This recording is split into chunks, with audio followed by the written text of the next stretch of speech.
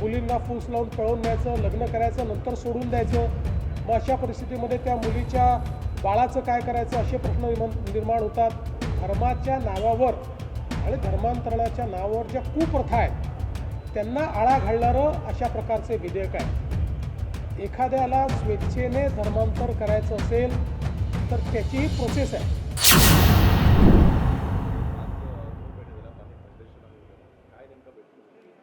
आज पाणी फाउंडेशनसोबत जी बैठक झाली त्यात आपल्याला माहिती आहे की मागच्या वॉटर कपला श्री आमिर खान आणि आम्ही एकत्रितपणे असं अनाऊन्स केलं होतं की पाणी फाउंडेशन यावेळेस गटशेतीचा इनिशिएटिव्ह हातामध्ये घेईल.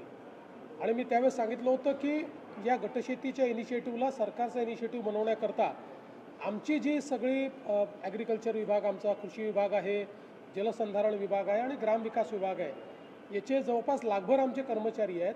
या सगळ्यांना आम्ही त्याच्यामध्ये इन्व्हॉल्व करू आणि त्या दृष्टीने आपण एक हाय पॉवर कमिटी तयार केली होती. त्या कमिटीने आत्तापर्यंत काय काम केलं याचा रिव्ह्यू आपण घेतला. या कमिटीच्या माध्यमातून अतिशय चांगल्या पद्धतीनं आता जवळपास 11,000पेक्षा जास्त ट्रेनर्स तयार झालेले आहेत. 1,00,000पेक्षा जास्त लोक ट्रेनिंगच्या प्रोसेसमध्ये त्या ठिकाणी आलेले आहेत.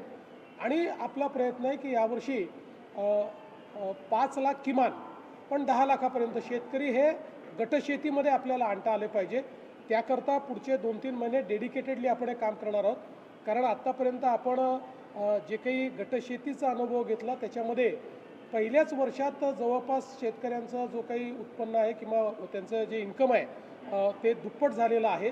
त्यामुळे आपल्या कॉन्व्हर्जन्सच्या माध्यमातून गटशेतीला प्रोत्साहन देण्याकरता ही एक इनिशिएटिव्ह आपण हातामध्ये घेतला आहे. आज त्याचा रिव्ह्यू घेतला आहे. आत्तापर्यंतचे ट्रेनिंग प्रोग्रॅम्स अतिशय चांगले झाले आहेत. शेतकऱ्यांमध्ये प्रचंड उत्साह दिसतो आहे आणि म्हणून आता लवकरच त्या संदर्भात एक आम्ही लॉन्च करणार आहोत. आणि जवळपास आम्ही ज्यावेळेस लॉन्च करू त्यावेळी 1,00,000 शेतकरी हे तालुका लेवलवर एकत्रित करून आणि त्या ठिकाणी आम्ही एका ठिकाणून ते सगळा तो लॉन्च करणार आहोत.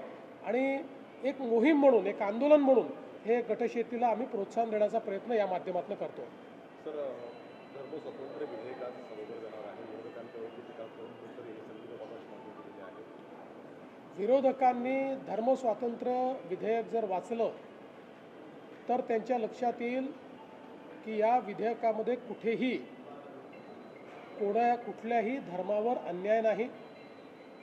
तर हे विधेयक वेगवेगळ्या प्रकारच्या कुप्रथा, धर्माच्या नावावर आणि धर्मांतरणाच्या नावावर ज्या कुप्रथा आहेत त्यांना आळा घालणारं अशा प्रकारचे विधेयक आहे.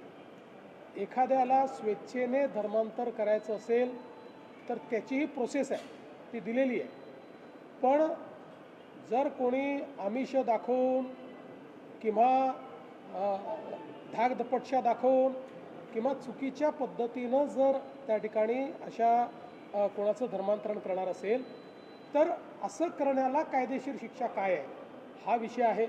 अनेक केसेस आपल्या अशा लक्षात आलेल्या आहेत की मुलींना फूस लावून पळवून न्यायचं, लग्न करायचं, नंतर सोडून द्यायचं.